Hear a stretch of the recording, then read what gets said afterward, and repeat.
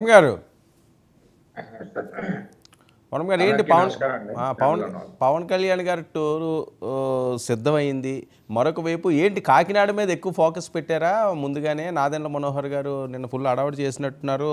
ద్వారంపూడి గారు ఎంపైర్ని కూడగొడతాను, బట్టలు ఇప్పించి రోడ్ల మీద నడిపిస్తాను, వాళ్ళు బ్యాచ్ ఎవరైతే ఉన్నారో మాఫియా బ్యాచ్ అని చెప్పి ఈయన అప్పుడే హెచ్చరించారు. ఆ హెచ్చరిక ఈయన రాకముందే మొదలు పెట్టారు, అక్కడి నుంచే ప్రక్షాళన.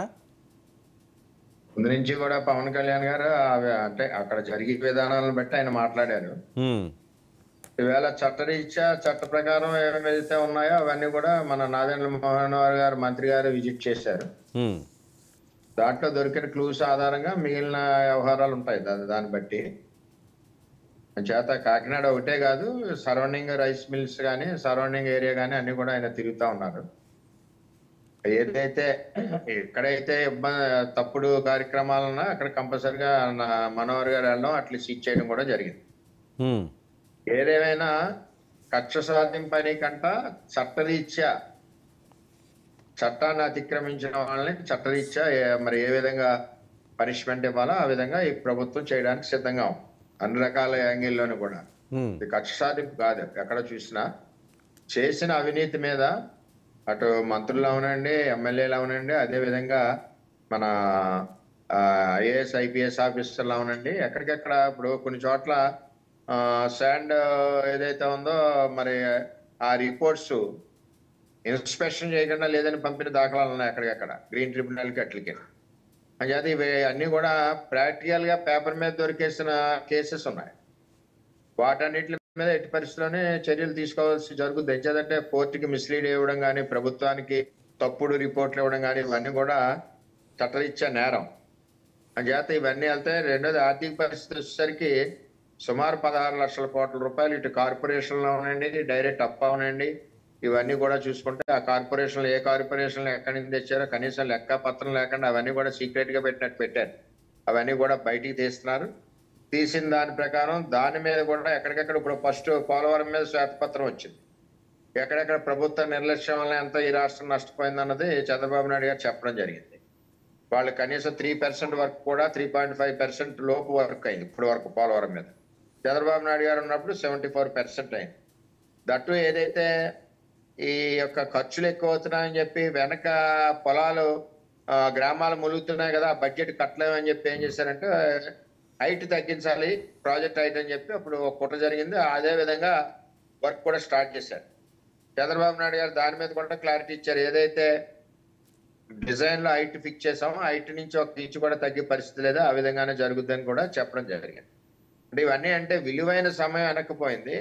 ఎన్నో లక్షల ఎకరాలు సాగుకొచ్చి మరి ఈ రోజు ఆ పోలవరం బ్యారేజ్ పూర్తి అవ్వకపోవడం వల్ల ఈ విధమైన పరిస్థితి వచ్చింది. దాని మీద కూడా శ్వేతపత్రం ఇచ్చారు. అదే విధంగా టోటల్ రాష్ట్రం యొక్క ఆర్థిక పరిస్థితి ప్రజలకు ఒకసారి తెలియాలని దాని మీద కూడా మరి త్వరలోనే ఏ కనెక్టెడ్ డిపార్ట్మెంట్స్ నుంచి దాని మీద కూడా తెలియజేయడం జరుగుతుంది. ముఖ్యంగా మన పవన్ కళ్యాణ్ గారు నరేగా ఆయన డిపార్ట్మెంట్ లో అయితే రూరల్ డెవలప్మెంట్ ఇట్లో అయితే దగ్గర 2,900 కోట్లకి 6 కోట్ల 7 కోట్ల మిగిలిందని చెప్పి చెప్తా ఉన్నారు. అంటే ఇవన్నీ కూడా కూలంకషంగా క్షుణ్ణంగా పరిశీలించడం జరుగుతుంది. అంటే ఈ ప్రభుత్వంలో ఉన్న భాగస్వామి అంటే కూటమి అటు చంద్రబాబు నాయుడు గారు అవనండి, పవన్ కళ్యాణ్ గారు అవనండి, అవినీతి రహిత పాలన ఇవ్వాలని ఒక నీతివంతమైన పాలన ఇవ్వాలని ఒక సదుద్దేశంతో పనిచేస్తా ఉన్నారు ఎక్కడికక్కడ. ఇది ప్రజలు కూడా గమనిస్తున్నారు.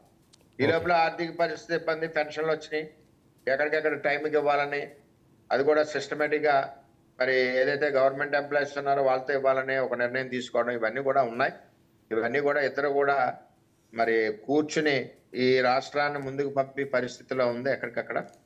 చేత తర్వాత పవన్ కళ్యాణ్ గారు కూడా మరి గెలిచిన తర్వాత మా పిఠాపురం వస్తున్నారు. ఒకటిని ఘన స్వాగతం పలుకుతా అందరం. మరి ఇక్కడ నుంచి కార్యక్రమాలు కూడా మరి నియోజకవర్గ డెవలప్మెంట్ యాక్టివిటీ మీద ఏ విధంగా ముందుకెళ్ళాలి ఇదన్నీ కూడా ప్రజలతో మాట్లాడడం, ప్రజలందరికీ కూడా వారాయి మీటింగ్ పెట్టి ఫస్ట్ ధన్యవాదాలు తెలియజేయడం ఒకటి, డిస్ట్రిక్ట్ లెవెల్లో డిస్ట్రిక్ట్ ఆఫీసర్స్ జిల్లా మొత్తం ఆఫీసర్స్ తో రివ్యూ చేయడం, ఇంచుమించు మేజర్ డిపార్ట్మెంట్స్ అయినాయే కాబట్టి పంచాయతీ కానీ రూరల్ డెవలప్మెంట్ కానీ ఆర్డబ్ల్యూఎస్ కానీ ఇవన్నీ కూడా అయ్యే మెయిన్ పల్లెలకి ముఖ్యమైన డిపార్ట్మెంట్స్ పోర్ట్ఫోలియోస్, వాటితోనే అభివృద్ధి చెందే పరిస్థితి. ఈ రాష్ట్రంలో అందరూ కూడా పవన్ కళ్యాణ్ గారి గురించి ఎదురు చూస్తా ఉన్నారు.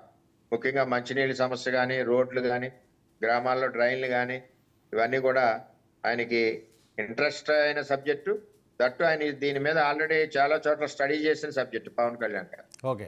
అంచేత ఈ విధమైన అందులో ముఖ్యంగా మా పిఠాపురానికి సముద్రపు కోత ఏదైతే ఉందో, ఉప్పాడ తీర ప్రాంత గ్రామాలు, మత్స్యకార గ్రామాలు కనుమరుగే పరిస్థితులు ఉన్నాయి. ఇటు ఉప్పాడ నుంచి అటు పెనుమాళపురం వరకు, ఉప్పాడ, అమీనాబాదు, మూలపేట, కోనపాపేట, అక్కడ వరకు కూడా తుని బోర్డర్ వరకు కూడా ఇబ్బందికర పరిస్థితి రోజు రోజుకి లోపలికి మరి చొచ్చుకు రావడం జరుగుతుంది. దాని మీద పర్మనెంట్ సొల్యూషన్ చేస్తా అని చెప్పి పవన్ కళ్యాణ్ గారు ఎలక్షన్ లో కూడా హామీ ఇచ్చారు. జియో ట్యూబ్ నిర్మాణం కానీ ఇది కానీ అన్ని స్టడీ చేసి పర్మనెంట్ సొల్యూషన్ చేయడానికి దాన్ని విజిట్ ఈ ప్రోగ్రామ్ లో అదొక పార్ట్ విజిట్ చేయడం జరుగుతుంది. విజిట్ చేసిన తర్వాత ముందుకెళ్ళడం జరుగుతుంది. అలాగే పురుషోత్తపట్నం ప్రాజెక్ట్ ఒకటి మొదలెట్టాలి, ఏలేరు ప్రాజెక్ట్ ఒకటి మొదలెట్టాలి. ఇవన్నీ కూడా ఆయన హామీలు ఇచ్చిన కార్యక్రమాలు. వీటన్నిటి మీద కూడా ఒక విధంగా ఆలోచన చేసి ఒక ప్రణాళికాబద్ధంగా ముందుకెళ్లే పరిస్థితి ఉంటుంది. పిఠాపురం నియోజకవర్గ అభివృద్ధి పథంలో పవన్ కళ్యాణ్ గారి ఆధ్వర్యంలో ముందుకు పరిగెడతామని చెప్పి తెలియజేస్తూ, మరి ఇటు వచ్చేసరికి మన జగన్మోహన్ రెడ్డి గారు చేసిన అవినీతి అంతా కూడా బయటకు వస్తా ఉంది. ఎక్కడికక్కడ ఆయన చేసిన అవినీతి విపరీతంగా ఉంది. ఇటు ఎమ్మెల్యేలు అవనండి, అటు ఇందులో అవనండి. అదే విధంగా మేము కూడా డిమాండ్ చేస్తున్నాం, మట్టి మాఫియాకి సంబంధించి కూడా దాని మీద రివ్యూ చేయవలసిన అవసరం ఉందని. ఎందుచేతంటే ఈ సైట్స్ అవుట్ సైడ్స్ ఫిల్లింగ్ చేస్తున్నామని అవుట్ సైడ్స్ ముసుగులో అప్పుడున్న కలెక్టర్లో ఒక్కొక్క లెటర్ ఇస్తే ఆ లెటర్ లారీలు కట్టించి 100 కోట్ల రూపాయలు మట్టి మాఫియా జరిగింది ప్రతి చోట కూడా. దాని మీద అప్పుడున్న తెలుగుదేశం పార్టీ పోరాడింది, జనసేన పార్టీ పోరాడింది. ఈ పోరాడిన ఆ ఇష్యూస్ అన్ని కూడా ఒకసారి బయటకు కూడా తీయవలసిన అవసరం ఉంది.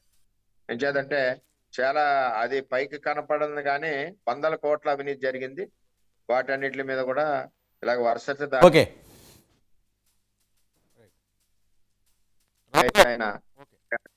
ఆయన వెళ్తున్నారు.